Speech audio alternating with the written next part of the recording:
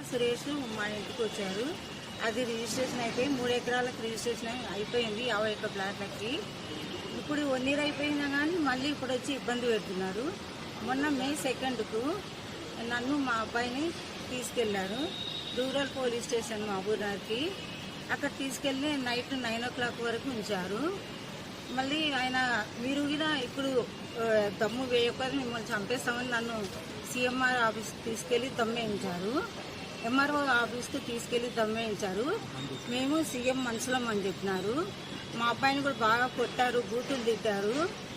మీరు గిన మళ్ళీ 1 weekలో రాకపోతే గిన మళ్ళీ మిమ్మల్ని ఎక్కడున్నా ఈ తెలంగాణలో మిమ్మల్ని చంపేస్తామని చెప్పారు. ఇప్పుడు మా దగ్గర ఉన్న 4 ఎకరాలు వాళ్ళకు ఇవ్వాలని చెప్పి మమ్మల్ని చాలా భయభ్రాంతులు చేస్తున్నారు. ఇప్పుడు మీ ఆయనకి అది మీ ఆయన కొన్నాడా ఎప్పుడు కొన్నారని చెప్పండి. 1988